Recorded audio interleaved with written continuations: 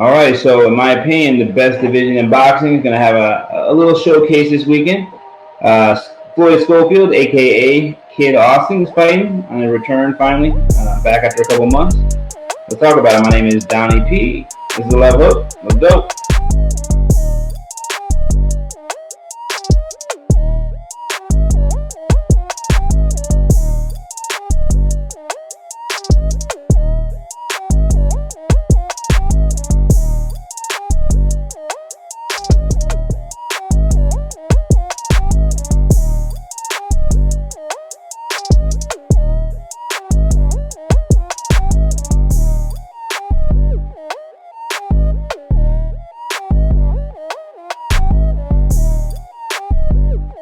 Okay, best division in boxing, 135. In my opinion, there's no doubt. I've heard a little rumbles about 154 being the new best division. No, I don't think so. 135 is the best division in boxing. So many good fighters. There's at least 7, 8 fighters that could all be number one. Now, I say that even though I do give Tank the clear number one spot. But he's that number one spot because he's done the most. And he's done the most by far. He's the one that's fought the most people. He's putting everyone to sleep. He's put other top 5 guys down. And you can't say anybody's number one other than Tank. Even though Shakur Stevenson is right there. I mean, you can't. Shakur has a great chance to beat Tank in my opinion. But there's no way I'd put Shakur number one over Tank because he hasn't fought anybody, compared to Tank anyway. Compared to Tank, he hasn't fought anybody. Tank has fought Frank Martin. Tank has fought a lot of, he's fought Ryan Garcia. He's fought a lot of good guys. And Ryan Garcia just put down Haney, even though they're trying to say whatever. They're giving the win back to Haney, but still, Tank has got in there with everybody. So he's number one. He's number one. But again, what I'm saying is that he's number one, hasn't fought a lot of guys that have a 50-50 on paper, almost a 50-50 shot. Again, it's hard to say anything. You can't ever take it away from Tank right now, even though, like I said, there are 7 other guys that are right there. But Shakur Stevenson's right there. You know what I'm saying? Lomachenko. I mean, I would love to see Lomachenko and Tank fight. Lomo, I mean, I know Loma's not trying to, for some reason, not trying to do it, but, whatever. You got William Zepeda. I don't see him beating Tank. I don't see him beating Shakur at all. I think that's a great fight for Shakur Stevenson.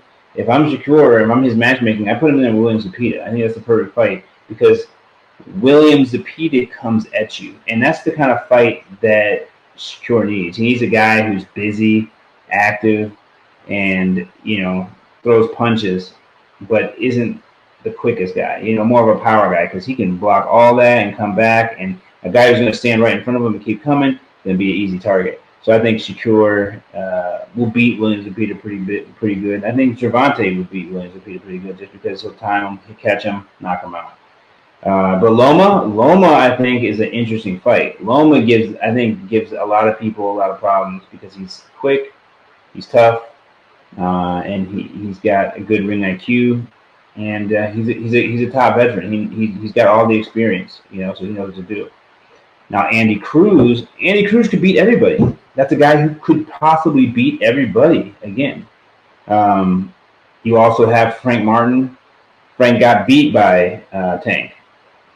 Styles make fights. I could see Frank beating everybody else. Frank could possibly beat everybody else, but Tank is just, I don't know if that's the right matchup for him. Also, I think Frank should move up in weight.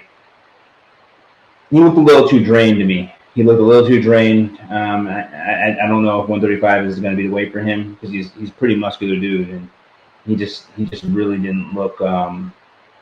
He didn't look that great to me. Tank looked so nice and hydrated, and Frank just looked sucked in to me. So maybe he needs to move up. But still, Frank is still a guy that I would, you wouldn't be surprised if he beat everybody else when he got in the ring with him. Keyshawn Davis, another guy. You know what I'm saying? Another guy who, he lost to Andy Cruz in like the Olympic trials, but I mean, this is the real thing now. And Keyshawn looks super tough. I love his defense. I love his offense, his quickness, his power. He's sneaky strong. Like, I mean, another guy who could beat everybody. I mean, he and Shakira spar a lot. So, from what I heard, so who knows? They probably know between each other who will win. But other than that, Keyshawn's someone who could beat everybody. And then you got Abdullah Mason, the young buck. But gosh, he looks like he's the best prospect out of everybody to me. He looks like a young Boots Ennis to me. The style is kind of, as far as like his ability. He reminds me of Boots because he hits hard. He's quick. He's fast. He's long, tall guy. So I mean, he's just gonna. He's another guy that I think is scary good. And then you got Floyd Schofield. Like I said, he's right in there. He could beat everybody. He wanted to fight Shakur. Shakur said no. I don't think it's because he's scared of him, but more just because it's like, hey, you need to get your weight up. Like you're a tough fighter, you're a good fighter, yes, but you're completely unknown. It's pointless for me to fight someone as good as you, who no one knows. So, these guys, like I said, there's 8, 9 guys that are ready, that are on the peak of, I mean, Tank's already there. The other 7 or 8 guys are right there, ready or chomping at the bit. They need to fight each other. We need to put something in place. I mean, they need to get more. They need to be more active. They need to be a lot more active at least. If you're not going to fight each other, at least fight every 2 months, because you guys are wiping out your competition when you fight. It's not like you're having tough, close fights. You're not having fights that are like, taking years off your career. You're beating down lesser opponents in great fashion and looking great while doing it. So I'm not mad at you at all, but we need to see you guys active more, because there's so many good fighters, yet I've never seen so many good fighters that are so unknown. And that's just, I mean, they're not getting the worldwide attention. These guys could fight and they couldn't make a pay-per-view, but they're all pay-per-view athletes. They're all pay-per-view worthy. It's the best. It is the best division in boxing. So I mean, I'm hoping this Floyd Schofield fight ends in like a dramatic KO. I'd love to see him look great. I don't want to. The thing is, these fights happen one of 2 ways. Either they beat the guy down like in a round or 2, and it's not memorable, or they don't do as well as they should have been, and then they get kind of, because they're in there with someone who maybe doesn't want to mix it up, doesn't want to fight, is trying to just stay alive. So the matchmaking is just not there. These guys got to fight each other because each fighter wants to win, so they're going to come at each other. Sometimes they're fighting these guys that are just like the other guy doesn't have the will to win, doesn't have the will to get hurt, and it ends up being like not the best fight.